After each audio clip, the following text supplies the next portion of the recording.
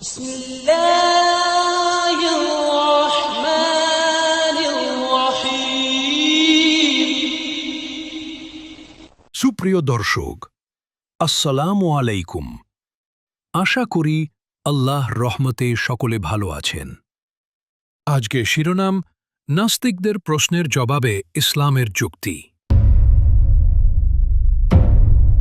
আজকের দুনিয়ায় অনেকেই প্রশ্ন করে, আল্লাহ কোথায়? তিনি কেন দেখা যায় না? ধর্ম কি কেবল কল্পনা নয়? এসব প্রশ্নের উত্তর ইসলাম যুক্তি, বিজ্ঞান এবং অন্তরের আলো দিয়ে দেয়। যারা নাস্তিক অর্থাৎ অবিশ্বাসী, তাদের প্রথম প্রশ্ন, আল্লাহকে তো দেখা যায় না, তিনি কি তাহলে নেই?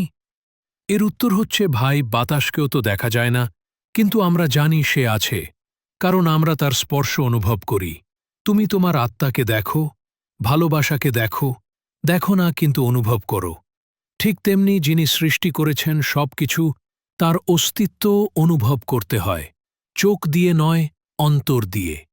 আল্লাহর অস্তিত্ব এমনই, তাকে দেখা যায় না, কিন্তু তার সৃষ্টি আমাদের চারপাশে। সূর্য, চাঁদ, গাছ, মানবদেহ, এত নিখুঁত, এত সূক্ষ্ম, কেউ না কেউ তো এর কারিগর।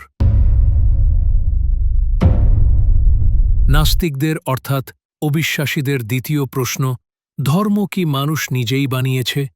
না ভাই, ধর্ম যদি মানুষের তৈরি হতো, তবে তা যুগে যুগে টিকে থাকত না।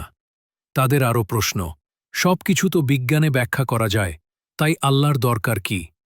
এক উত্তর হচ্ছে যে বিজ্ঞান নিজের জন্ম ব্যাখ্যা করতে পারে না, যে বিজ্ঞান বারবার ভুল প্রমাণিত হয়, সে কি সেই মহাবিশ্বের স্রষ্টার বিকল্প হতে পারে?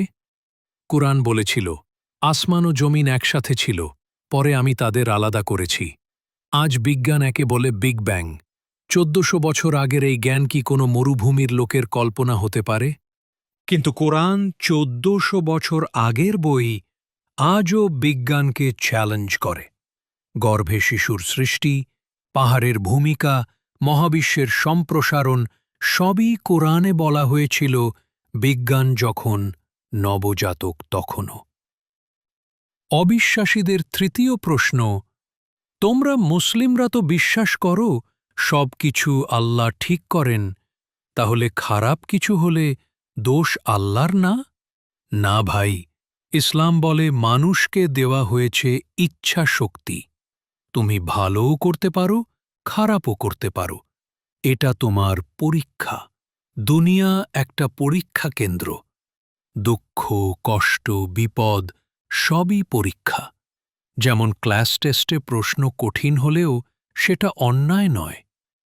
অবিশ্বাসীদের চতুর্থ প্রশ্ন, আমি তো ভালো মানুষ, তবু ধর্ম মানি না, তাহলে কেন জান্নাতে যেতে পারব না? ভালো হওয়া গুরুত্বপূর্ণ, কিন্তু যে সৃষ্টি করেছে তার কথা না মানলে সেটা কি প্রকৃত ভালো? যেমন কেউ যদি তোমার বাড়িতে এসে ভালো ব্যবহার করে কিন্তু তোমাকে মানে না, তুমি কি খুশি হবে?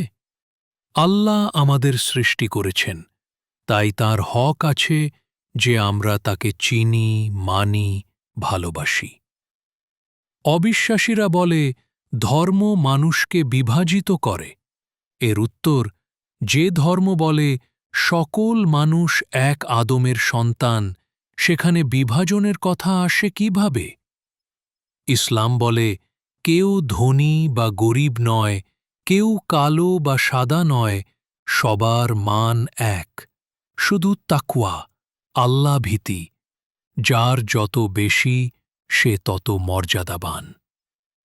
সবশেষে বলি ভাই, ইসলাম কোনো অন্ধবিশ্বাস নয়, এটা চিন্তা, গবেষণা, হৃদয়ের অনুভব। আল্লাহ বলেন, তারা কি চিন্তা করে না? এমন কোনো ধর্ম নেই যা তার অনুসারীদের বারবার চিন্তা করতে বলে। তাই আসুন আমরা প্রশ্ন করি, উত্তর খুঁজি এবং খোলা মনে সত্যকে গ্রহণ করি। যদি তুমি খোঁজো সত্যকে, ইসলাম তোমার জন্য দরজা খুলে দেবে, কারণ আল্লাহর কাছে ফিরে যাওয়া আমাদের আসল গন্তব্য। সুপ্রিয় দর্শক, আমার এই চ্যানেলকে লাইক, শেয়ার, কমেন্ট এবং সাবস্ক্রাইব করুন।